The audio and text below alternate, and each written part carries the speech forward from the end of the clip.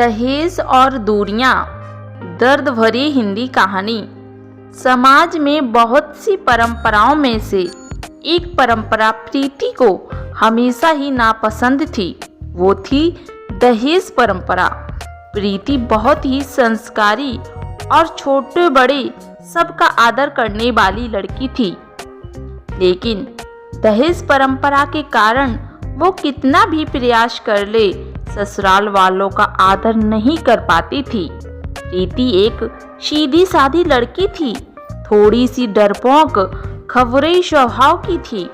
आजकल की लड़कियां बिल्कुल अलग थीं। उसका मानना था कि किसी पर भी अन्याय नहीं होना चाहिए और नहीं सहना चाहिए। ऐसे स्वभाव की प्रीति जब शादी करने का विचार करती है, तब उसके डरपोक स्वभाव की वजह से उसका रिश्ता टूट जाता था। एक लड़का जो उसके घर के लोगों का पसंद आता था, लड़के की तरफ से प्रीति को पसंद कर लिया जाता है। लड़के की तनख्वाह बहुत कम होती है, लेकिन लड़के के घर के लोगों की अच्छी परिस्थिति होती है। पर वो लड़के के माता पिता प्रीति के पिता से कहते हैं कि हमें घर लेने के लिए आधे पैसे आपको देने होंगे, आधे हम देते हैं। शादी दोनों तरफ का खर्चा भी आपको करना होगा। ऐसी शर्त रख कर शादी पक्की करते हैं। प्रीति के सुख के लिए उसके पिता कर्ज लेने के लिए बहुत प्रयास करते हैं, लेकिन प्रीति की होने वाली सास का प्रीति को बार बार फोन आते हैं। सिर्फ शादी तय कर लिया, बाकी की जो बातें पक्की की थीं उसका क्या। उनको दहेज हाथ में चाहिए था। प्रीति और उसके माँ बाप को आश्चर्य होता है कि ये सब पैसों के लिए इतने पीछे क्यों लगे हैं। तभी उसके पिताजी को शक हुआ और पूछताछ करने पर उनको समझ में आता है लड़के के माता पिता की घर की हालत बहुत कुछ ठीक नहीं है। हमने जैसे सोचा था वैसे तो कुछ भी नहीं है। लड़के वालों ने जो बायोडाटा बनवाया था वो झूठा था।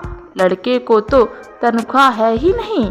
लड़के के पिता जैसे तैसे काम करके घर का खर्चा चलाते थे। ये सब मालूम होने पर क्या करूं ये उनको समझ में नहीं आ रहा था, क्योंकि शादी तोड़ नहीं सकते। सगाई हो चुकी थी और अब शादी तोड़ी तो समाज में बदनामी होगी और फिर से लड़की की शादी नहीं होगी। इस डर से उन्होंने भी शादी तोड़ने का विचार मन से निकाल दिया और उसमें सकारात्मक बाजू देखकर, जैसे लड़का होशियार है तो वह जिंदगी में भागदौड़ करके जिंदगी में अच्छी नौकरी पा ही लेगा और लड़की को सुखी रखेगा। जो हमने आधे पैसे फ्लैट के लिए दिए हैं वह लड़की को ही मिलेगा। यह सब बातों का विचार किया और जैसे तय किया था वैसे ही शादी हो गई। प्रीति के पिता ने दोनों तरफ शादी का खर्च भी उठाया और लड़के के पिता को दहेज की रकम भी दी। शादी होने के बाद लड़का होशियार होने के कारण उसे अच्छी नौकरी मिली। जब फ्लैट लेने की बात आई तो प्रीति के ससुराल वालों ने उन्हें पूरी रकम देने की बजाय 20 लाख की बजाय 5 लाख ही दिए। खुद के पास से तो दूर उसके पिता ने दिए हुए पूरे पैसे भी उन्हें दे दिए नहीं और घर आने तक प्रीति के पिताजी ने दिए हुए पैसों का ब्याज भी खुद के पास रखा। यह सब बातें तो प्रीति को खटक रही थीं। उसने यह सब बातों का प्रश्न पूछने का बहुत प्रयास किया, लेकिन उसे उत्तर नहीं मिला। प्रीति डरपोक जरूर थी, लेकिन अन्याय सहने वाली नहीं थी। उसने हर समय सवाल और जवाब का हिसाब मिलने की अपेक्षा न होने के कारण उसे ससुराल वालों के लिए जरा सा भी आदर उसके मन में नहीं था। जैसे जैसे समय बीता वैसे वैसे उसने अपने ससुराल वालों से संबंध तोड़ दिए। वह घर आते तब वो उनसे अच्छे से बर्ताव करती थी, लेकिन कभी भी मन से उनका कुछ भी काम नहीं करती थी।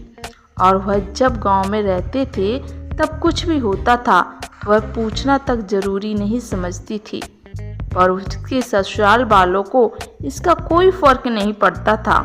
जैसे जैसे समय बीतता गया वैसे उनमें बातचीत और अपनापन रहा ही नहीं, रिश्तों में दूरियां आने लगीं।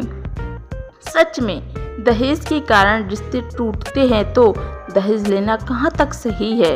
हालात तुम्हारे खराब हैं इसलिए लड़की वालों से पैसे लेना कहाँ तक अच्छी बात है।